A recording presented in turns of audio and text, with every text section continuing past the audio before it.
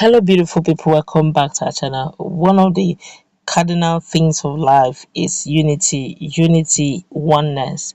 They said a house divided by itself cannot stand. It's even scriptural.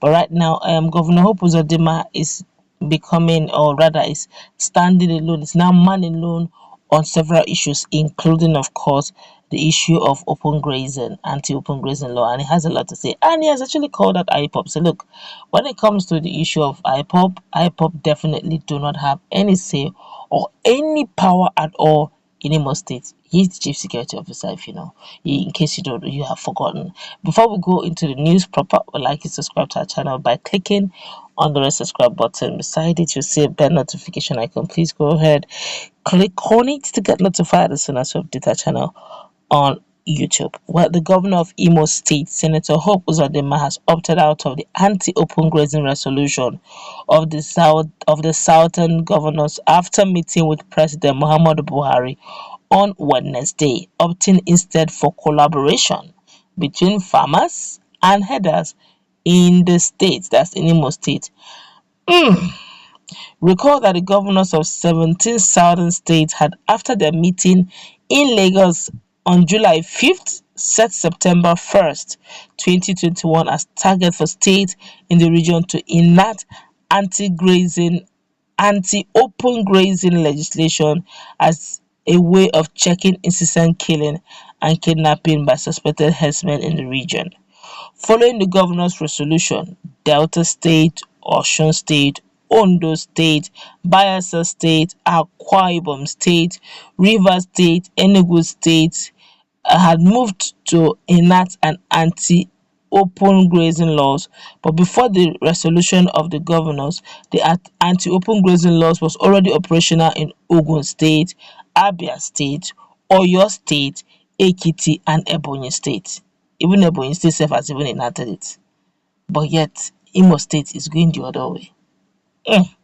However, Uzodinma yesterday declared that there is no law forbidding open grazing. That means these guys can open graze by cattle rearers in the state. Speaking after meeting with Buhari at the State House, Abuja, Uzodinma argued that though there's presently no anti-grazing law in the state, his government was trying to regulate grazing activities through collaboration between the farmers and the herders.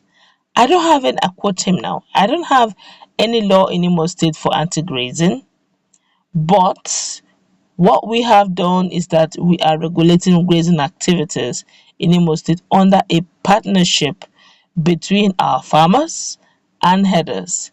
They have signed a memorandum of understanding, otherwise known as MOU, in my office and agreed to work together. And both parties are going about their businesses without interfering or causing any grievance or anger to each other, Uzodinma said. The governor also argued that the recent sit-at-home order given by the independent people or indigenous people of Biafra was not carried out in the state, saying people went about their normal businesses. He further disclosed that Igbo people are now ready to play national politics by belonging to the party at the center, saying this would play out with the forthcoming gubernatorial elections in Anambra State. To the extent of what I know on the sit-at-home order, even the people on their own called off the sit-at-home order in Imo State. It is not being observed. People are going about their normal businesses, he said. Most people in Imo are businessmen.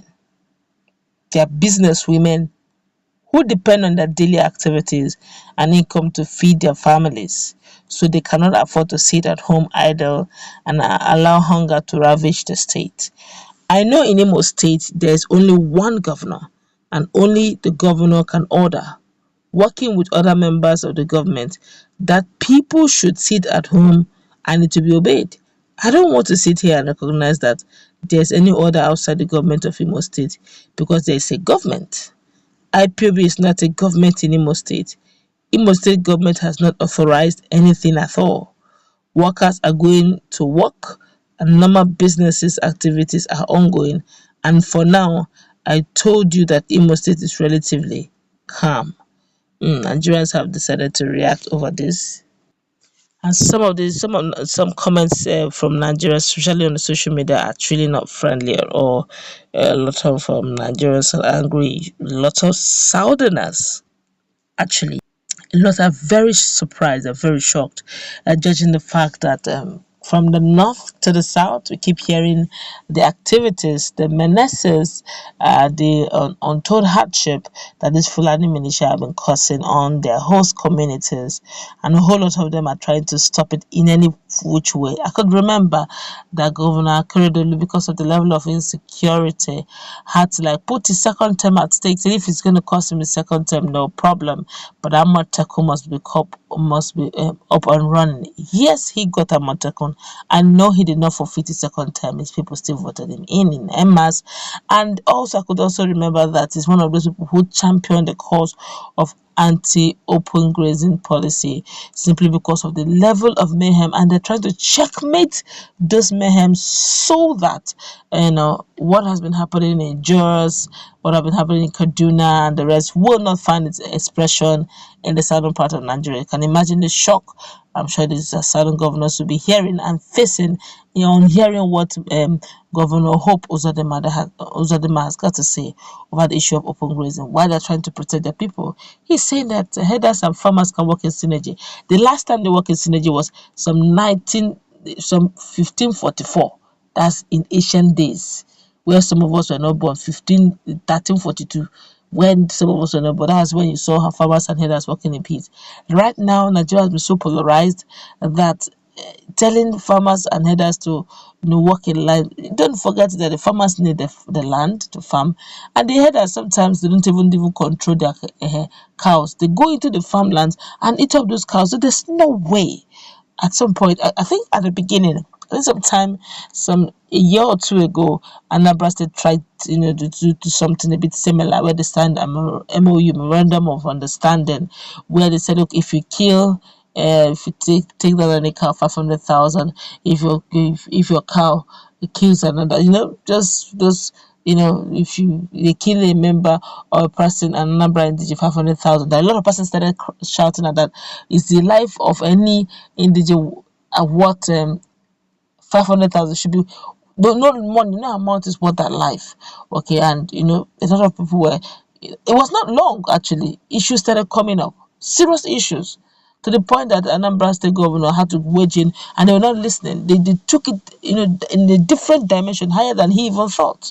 To the point that these guys will come in with some sort of security, and you can't do them anything. And that's the same thing that Governor Hope Uzodinma is trying to enact. It is well. And meanwhile, it's also involving letting everyone who cares to listen now, which, if you ask me, is constitutionally his right.